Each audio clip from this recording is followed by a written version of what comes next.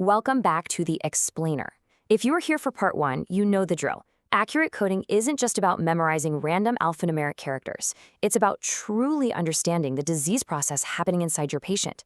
Today, we're taking our clinical perspective to the next level. We're going to look closely at the major respiratory diseases, unpack the anatomical changes that define them, and then translate that real-life clinical reality straight into ICD-10 CM coding logic. Let's dive in. Here's our roadmap for today. We'll start with the respiratory system baseline, move into asthma pathophysiology and coding, then tackle COPD and chronic bronchitis, cover acute respiratory conditions, and wrap it all up by navigating some complex coding scenarios.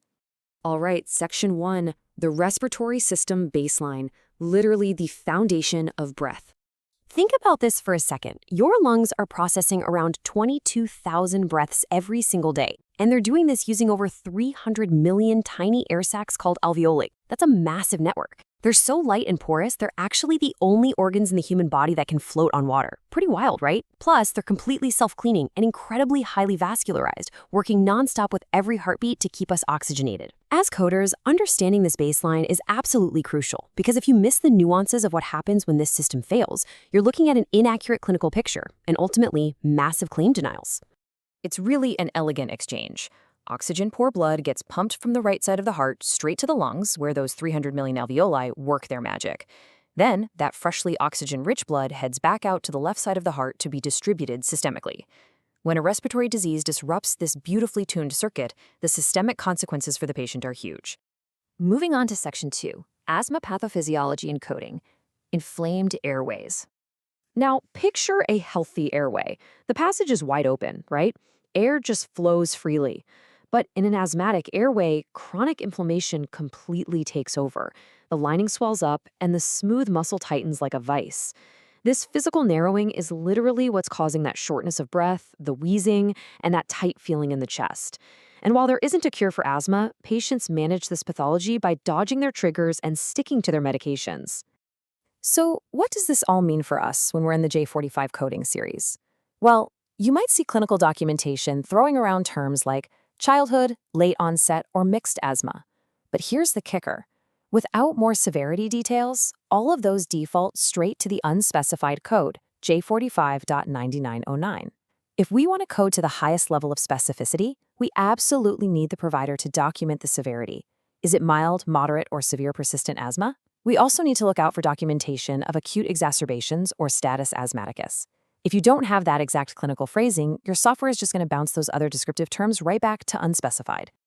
Okay, Section 3, COPD and chronic bronchitis progressive airflow limitation. COPD actually gives us a dual clinical picture. On one hand, you've got chronic bronchitis. Think thick, mucus-filled, narrowed airways that cause a nasty, persistent cough. On the other hand, you've got emphysema. This is the irreversible destruction and enlargement of those delicate alveoli we talked about, which drastically cuts down gas exchange. Emphysema even has specific anatomical subtypes, like panlopular, centralopular, or bullous. And the primary culprit driving all this progressive damage? Long-term exposure to irritants for sure, with smoking being at the very top of that list. Now, when we're coding the J44 series for COPD, we rely heavily on something called combination codes. These are incredibly efficient. Basically, a single alphanumeric string classifies two diagnoses, or a diagnosis with a specific complication. It's a real game changer because you only assign this one code when it fully captures all the diagnostic conditions involved. This saves us from stacking multiple separate codes that just muddy the clinical picture and delay reimbursement. Let's look at an example. You have to be super careful to see if the provider documented just a general acute exacerbation or a specific acute lower respiratory infection, so you can grab the right combination code. If the patient has COPD with an acute exacerbation, boom, we use J44.1. But if they have COPD and an acute lower respiratory infection, say acute bronchitis, then we use J44.0. Clinically, it might seem like a minor distinction, but in the ICD-10 CM world, it is a completely different path. Next up, Section 4, acute respiratory conditions, severe infectious pathologies. All right, I want you to watch out for this classic coding trap. Say a patient comes in with acute hypoxic respiratory failure, but things go south fast, and they rapidly progress into acute respiratory distress syndrome, or ARDS. Your gut instinct might be to code both the respiratory failure they walked in with and the ARDS that developed, right? Well, actually, scratch that. According to strict ICD-10 guidelines, there's a definitive excludes one note under category J96 for respiratory failure that stops us in our tracks. When acute respiratory failure and ARDS are documented together, ARDS represents the absolute highest severity of that failure. So you report only J80, nothing else. Let's talk pneumonia. It's heavily categorized by how it was acquired: community-acquired, hospital-acquired, and ventilator-associated pneumonia, or VAP. Coding VAP requires a very strict sequential logic. First, you assign J95.851 as a post-procedural complication. Second, you identify the bacterial organism. And the golden rule here: never, ever assign an additional code from the standard pneumonia categories, J12 through J18, to identify the type. The VAP code does all that heavy lifting for you. Finally, Section 5, Navigating Complex Coding Scenarios, Real-World Application. The ICD-10 classification does not play around with clinical uncertainty. It is very strict.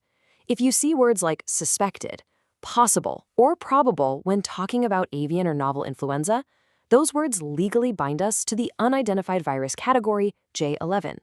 You absolutely cannot use specific codes from J09 or J10 unless the provider explicitly confirms that exact virus. In the respiratory coding world, a suspicion of a novel virus is simply coded as an unidentified virus. No exceptions. Let's tackle one last sequencing challenge. When a patient is admitted with a chaotic mix of conditions, say respiratory failure, status asthmaticus, complicated bronchiectasis, or maybe a malignant pleural effusion, the principal diagnosis isn't just handed to you. You can't just pick the one that sounds the most severe. Was it the permanent bronchial dilation of the bronchiectasis that caused the admission, or maybe the fluid buildup from the effusion? The sequence relies entirely on what chiefly caused the encounter, and that has to be based squarely on the provider's documented focus of care. And that brings us to the end.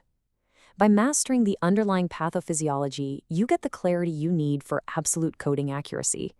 You can't just be a word matcher. You really have to understand the underlying disease process. So I'll leave you with this. Are you just translating words on a page, or are you truly coding the clinical reality of your patient? Think about it. Get ready for part 3, where we're going to tackle ICD-10 CM conventions. Until then, decode healthcare with Harshal.